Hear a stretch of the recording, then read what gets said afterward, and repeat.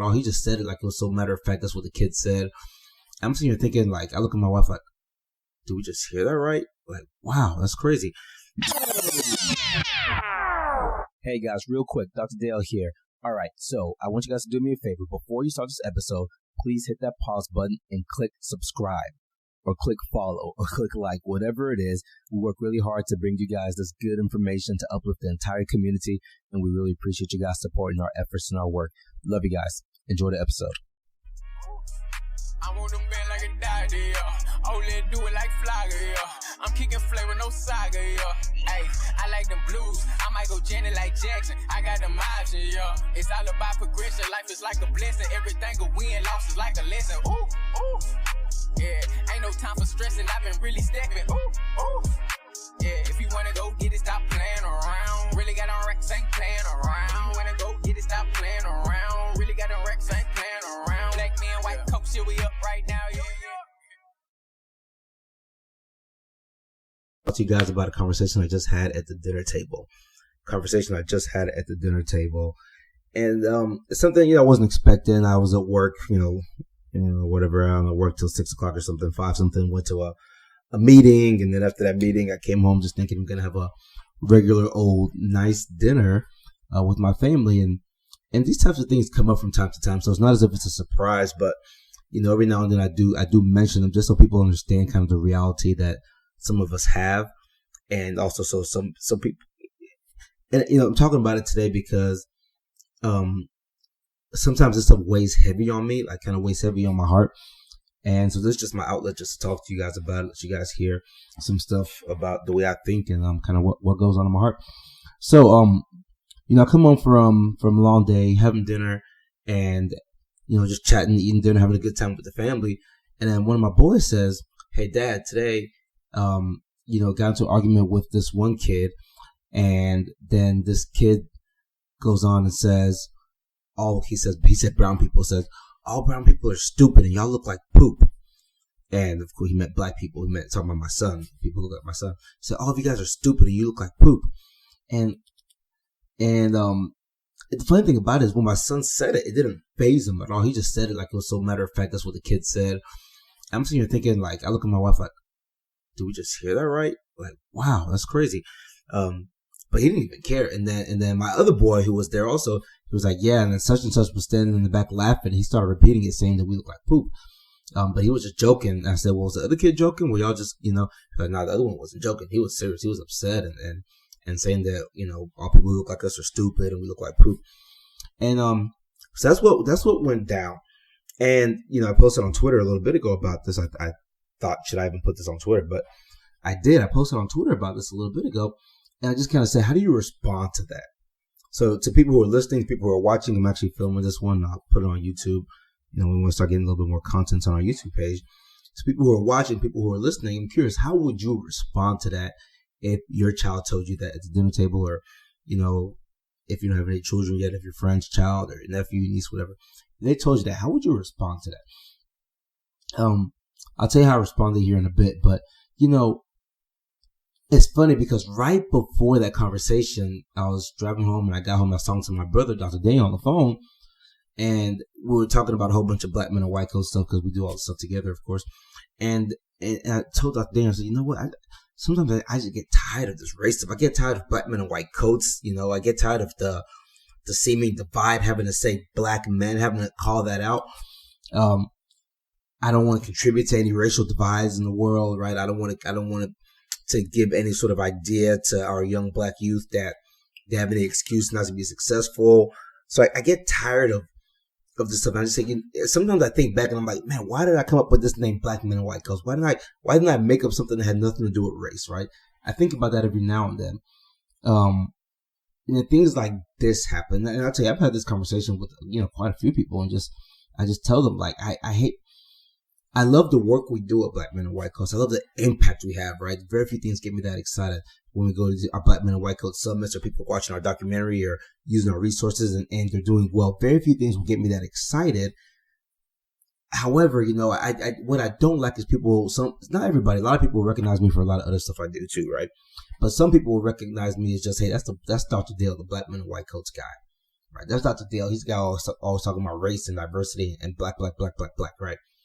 But that's not who I am, right? I'm so much more than that. I'm Dr. Dale, the doctor. Well, first of all, I'm Dr. Dale, child of the Most High, son of God. That's what I believe. I'm a follower of Christ. I'm Dr. Dale, the husband. I'm Dr. Dale, the dad. I'm Dr. Dale, the brother, the son, all that stuff. I'm Dr. Dale, the doctor. I'm Dr. Dale, the entrepreneur, right? I'm Dr. Dale, the author. So many things I do. But then sometimes people will be like, oh, it's Dr. Dale, the dude from Black Men in White Coats, which is cool because I'm grateful for the work that we do, Black Men in White Coats. I'm grateful for the support, the community support, so many great things. But when I hear that, I just think to myself, I never want to come off as though we're trying to contribute to any sort of divide or just limiting and saying, oh, we're only here for Black people, because that's not the case, right? We want everybody to do well. But incidents like tonight these things really remind me about why I came up with the name Black Men in White Coats, right? These things remind me of why we spend so much time and effort doing Black Men in White Coats. It's because such things do happen. And when such things do happen, we need to make sure our children are equipped and they're prepared. I tell people with the documentary, one of my biggest fears with our documentary film that we just put out, if you haven't seen it, go check it out. It's hot and it's everywhere. So many medical schools, hospitals, and undergrads, so many places are screening this documentary. Hopefully you've seen it. If you're hearing this podcast, good chance you've seen it. But if you haven't seen it, definitely go check it out. And, we never, ever want to make it seem like our kids have an excuse not to be successful, and we never want to make it seem like we're whining or we're complaining, right? So that's not Black Men in White Coats. Anybody who knows me knows that that's 100% not Dr. Dale, right? Anybody who knows me knows I'm completely anti-complain, no excuses, put in the work, you get it done. Everybody who knows me knows that's my mentality, that's my mindset. However, these things remind me that we have to prepare our children. We have to prepare our youth because they're going to come up against things, and not just when I say our, not even just like Black or whatever. All kids need to be prepared, because I dare say that the individual who said that, the parents probably had no idea that was said. Probably didn't even cross the parents' mind that the child would ever say that. Hopefully it didn't, right? But those are things that we need to prepare our children for. We should prepare our kids to talk to other people a certain way, to know certain things are off limits, right? For me, it was preparing my children to make sure, hey, you're going to come across these types of things. This is how you respond when those things happen, right? Hey, here's what's true. Here's what's not true. Those are the types of things we have to prepare our kids for. And I go back to the documentary. I tell people I really didn't want to make it so kids could watch it because I didn't want them to have excuses. But as more and more kids started watching it and your parents started messaging me, I realized, like, hey, we're preparing these kids for things you're going to come up against. And it's huge. And the parents will tell me about it and how much, they watch it and they have discussion with the kids and how much the kids were learning from the documentary. And tonight's conversation at our dinner table, after my son told me that, I asked him, son, how did you respond? Did you believe it? It didn't even faze this kid, right? It didn't even faze him. He's like, no, of course I didn't believe it. Of course I know that's not true. Look at you guys. Look at this. Look at this. Look at that, right? It didn't faze him. I thought to myself, it didn't faze him because he's prepared. It didn't faze him because he gets to see the things that we do, right? It didn't faze him because he understands, yes, race is real. There are some racial divides, but we all still love each other, right? We all do the best we can no matter what you look like, right? We love people. We do the best we can for people, and you are valued, right? Mommy loves you. Daddy loves you. God loves you. You are highly valued. You're not stupid. You're not poop, right?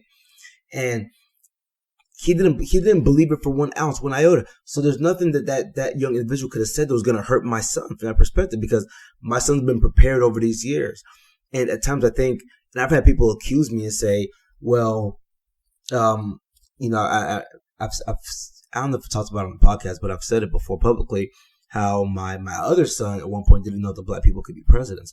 I've had people say, oh, he didn't know Black people could be presidents because you're always talking about black.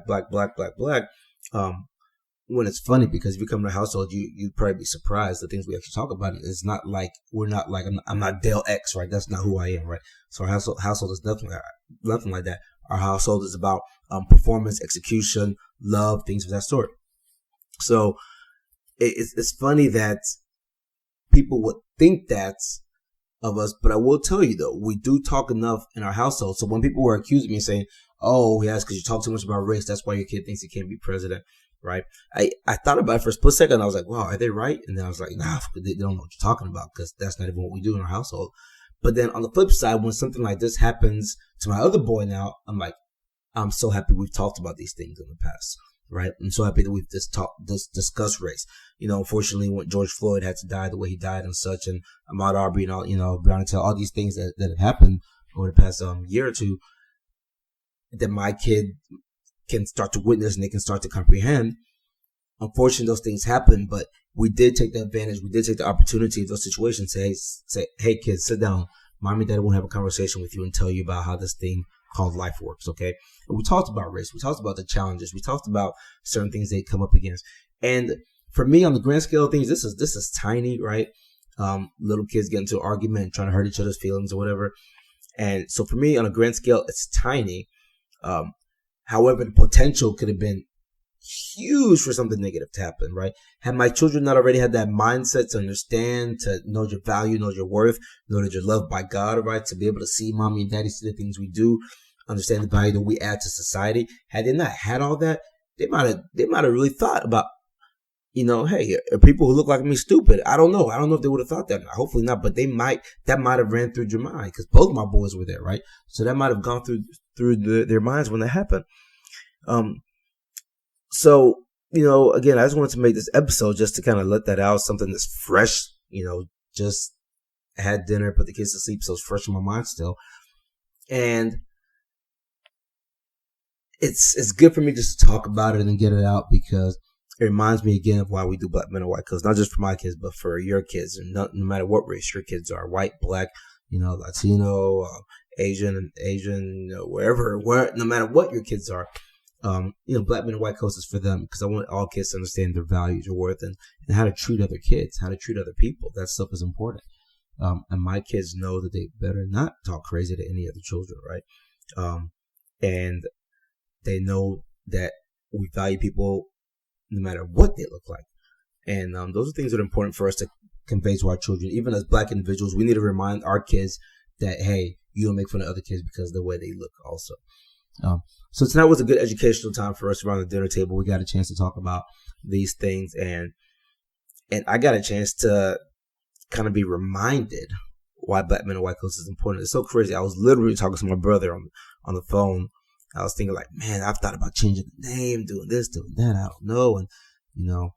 And within 30 minutes of that, or hour, 30 minutes to hour, whatever, by the time we got the food out and sat down for dinner, my son tells me the story, and I'm like, that's why we do Black Men and White Coats. That's why, to remind these kids, to empower the kids, to prepare the kids. So while it was a little bit of in my household, we do highs and lows around the dinner table. We say, what was the high every day? What was the low every day? So interestingly enough, that was probably the low and the high of my day. It was low because nobody ever wants to hear their kid being told something like that. But it was high because, first of all, the high for me, I love being around the dinner table with my family. But then the other part of it is it was high because it was such a regenerative moment for me and giving me that boost of energy and saying, this is why you do Black Men and White Coats, Dale. This is why you do it. This is why you do it. This is why you do it. So that's what's on my heart tonight, man. Just wanted to share with you guys. I'll probably do a lot more of these kind of just me talking because I got a lot that goes through my mind and I get a lot of questions and things like that. So I think it would be kind of cool just to share them with you guys and just talk and put the videos up on YouTube. So listen to this, but also go subscribe to the YouTube channel. So that's what I got. All right, my plugs real fast. So first of all, everybody who watches, listens to Black Men and White Coats, want to let you guys know that we appreciate it.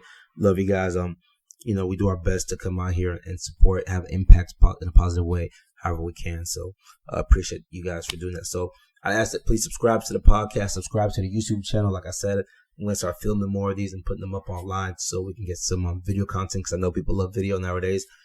You can see it's like, hey, Dr. Dale, you're not even in a medical setting. Nope, I'm not. I'm probably not going to be in a medical setting because I want to be able to have that separation, actually have distance and kind of be myself and just talk. See, I'm in my workout room here. So I enjoy kind of being separate from the medical. Maybe I'll do stuff in my office too from time to time, but I do enjoy kind of being separate from that and just kind of taking my mind to a different place. So for my pre-medical students, check out PreMedMondays.com if you want to get coaching from me, Dr. Daniel, and our team, and on a weekly basis every Monday. And if you want to join a community of other people who are like-minded and they want to be successful. If you want that in your life, and would like for us to help you along this journey of success, check out PreMedMondays.com.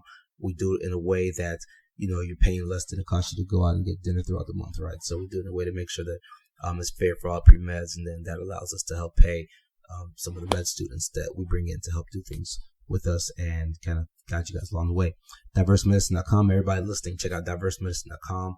Online community for health professionals from diverse backgrounds, right? We got mentor, we've got all sorts of stuff on DiverseMedicine.com. Definitely check it out. BMWCMovie.com. If you haven't seen the documentary, check it out. What are you doing if you haven't seen it? Definitely check the documentary out. And of course, Amazon.com. Go check out all my books on Amazon.com. Grab your copies there. Man, thanks for listening to my heart tonight. So, like I said, I'll do a lot more of these, but just thanks for listening to my heart. I needed to get that one off because in my mind, and I would have gone to bed just thinking about it. But being able to talk to people who I believe appreciate what we do, that helps a lot. So, appreciate you guys. Love you. Thanks for listening. I want them bad like a daddy, only do it like Flagger, I'm kicking flavor, no saga, Hey, I like them blues. I might go Janet like Jackson. I got them options, It's all about progression. Life is like a blessing. Everything a win, loss is like a lesson. Ooh, ooh.